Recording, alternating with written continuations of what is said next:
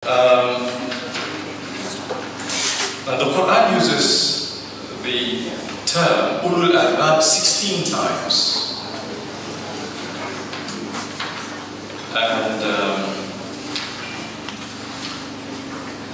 ulul albab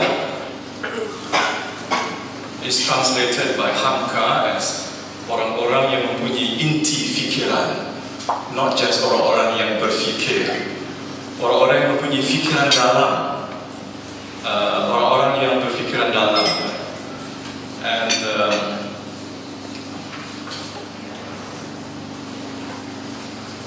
let me just share with you a little bit more. I hope you will bear with me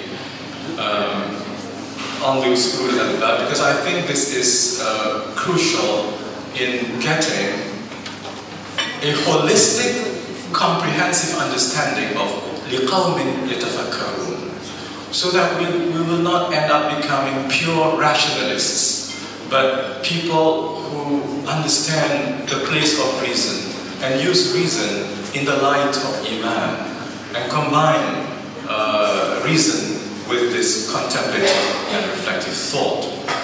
Allah subhanahu wa ta'ala designates those who use the intellect in the way that He intended, with a special appellation of ulul albab or ulul nuha, or those who possess, are endowed with intellects. And this, the word for intellect is albab, from the singular lub. And Al-Tabari in his commentary translates ulul albab as people of great minds, the possessors of great minds, ashab al-uqul al-kabira. Az-Zamakhshari says that ulul albab means those who acted in accordance with the dictates of the intellect, then they observed and reflected. And Al-Razi, of course all these authorities have been used by Muhammad Asad, except that Muhammad Asad, because his message of the Quran is just one volume. If he were to go into, say, 10 volumes, I'm sure he would be able to elaborate on the meaning of ulul albab, which he did not, and for that reason I feel it is necessary to complement that defect.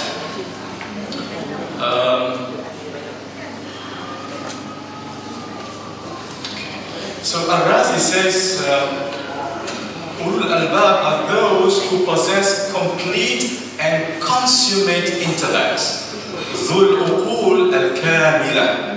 So all these scholars don't stop at just the intellect. They always qualify the intellect with either al-kamila, that is to say perfect, or al-mustamira, enlightened, or al-kabira, that is great, and so on.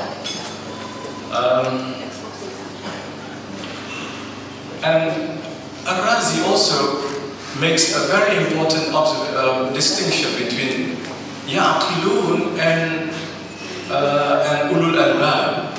He says in his commentary that we do intellection at two levels.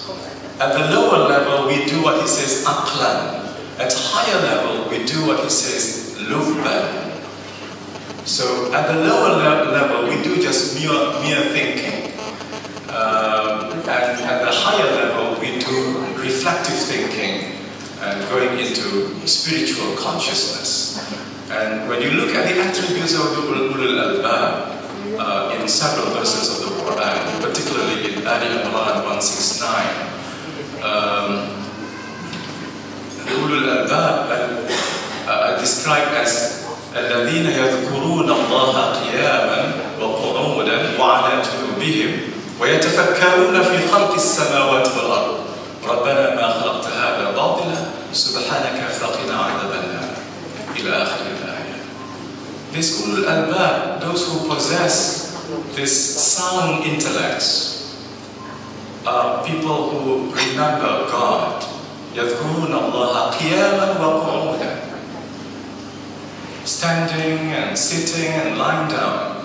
ويتفكرون في خلق السماوات, and they reflect deeply. They do not just think, they reflect very deeply on the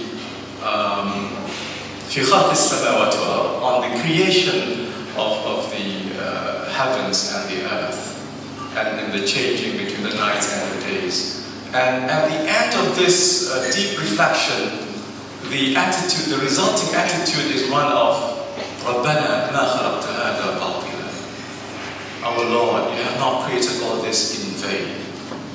Now, at the bottom of this, you might say, the realization of the ulul albab is this strong faith, deep faith in Allah subhanahu wa ta'ala, and leading to this dhikrullah, qiyaman wa qu'udan, remembering Allah, standing and lying and in all positions.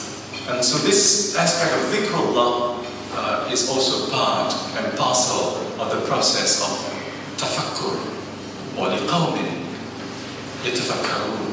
So those who think are in fact those who remember Allah, submit to Him, conscious of Him, and become, of course,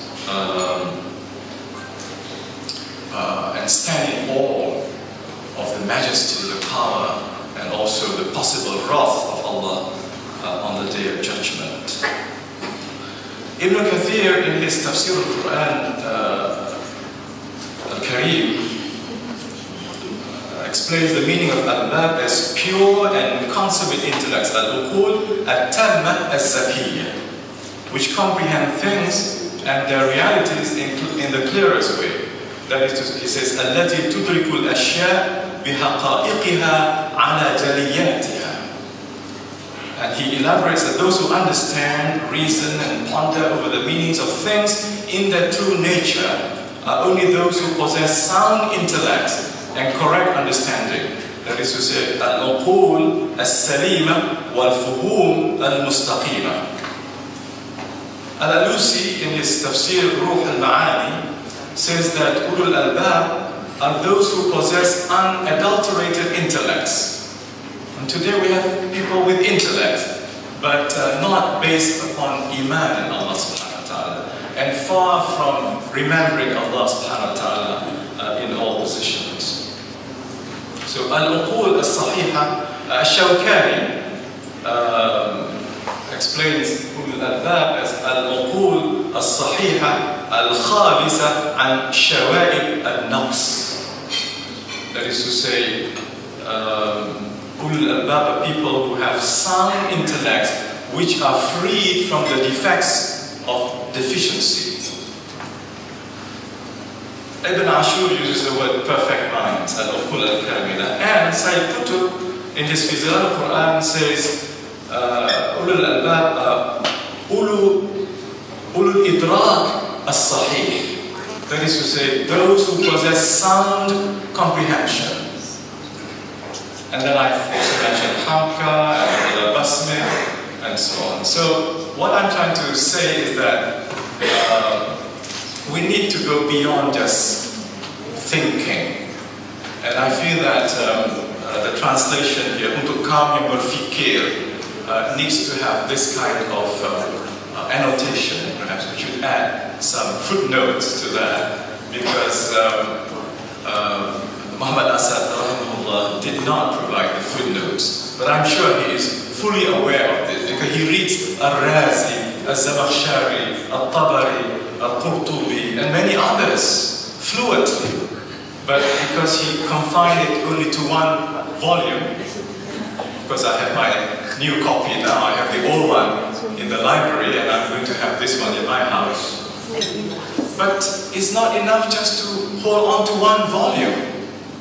So we need to read, I think, as of course Dr. Farooq in his intellectual journey benefited from Sayyid Qutb. And I think Sayyid Qutb is indispensable for understanding the beauty of the Arabic language. And his tafsir is in beautiful Arabic, and he is in several volumes. When you read his commentary on Ulul Albab, you cannot fail but be fascinated by Sayyid Qutb's understanding of al-Khitab al-Qur'ani, the Quranic discourse. which non-Arabs may not have. And Sayyid Qutb is in a very special position because his specialty is in literature. He's an adib before he became an Islamist. The other one, to my mind, that we should not also forget is Abdullah Yusuf Ali.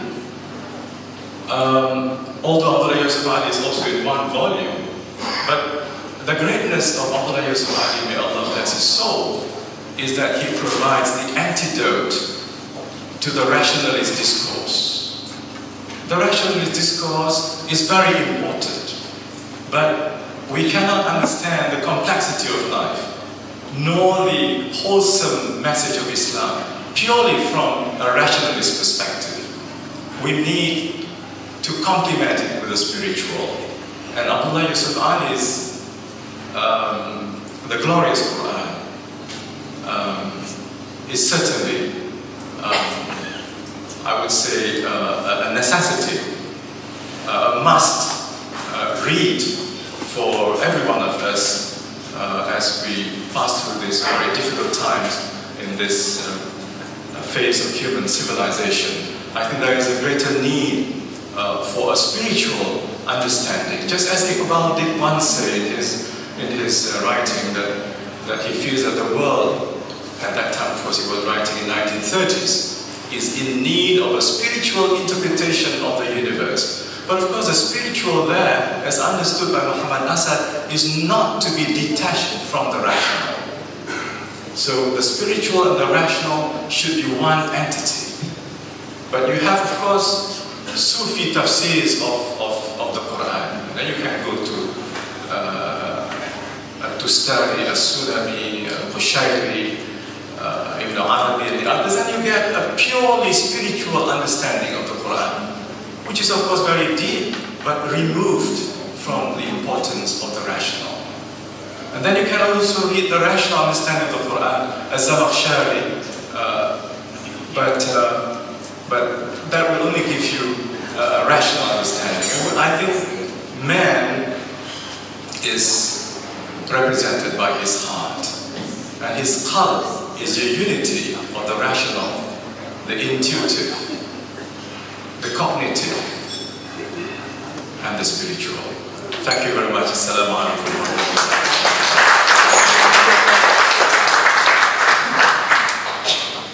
Thank you very much, Professor Kamal Hassan, for your very moving insights. As a token of appreciation, we would like to invite Tuan Haji Koya to give you a small gift on our behalf.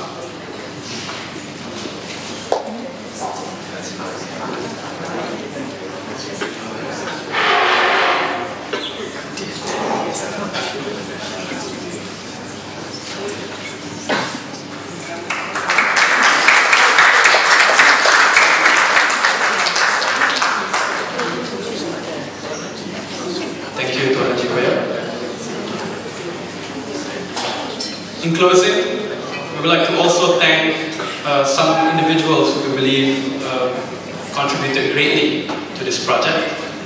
First and foremost, to Dr. Ahmad Nabil, who did the hard work of translating the Risalah.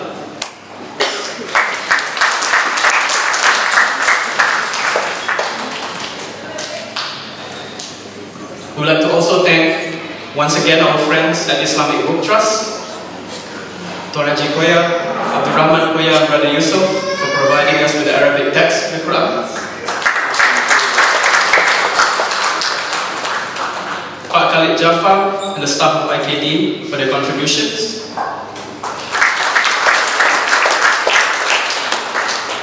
And all friends and generous donors who have made this project possible, especially Dr. Raja Jamaluddin and Teguh Zaida for their generous support.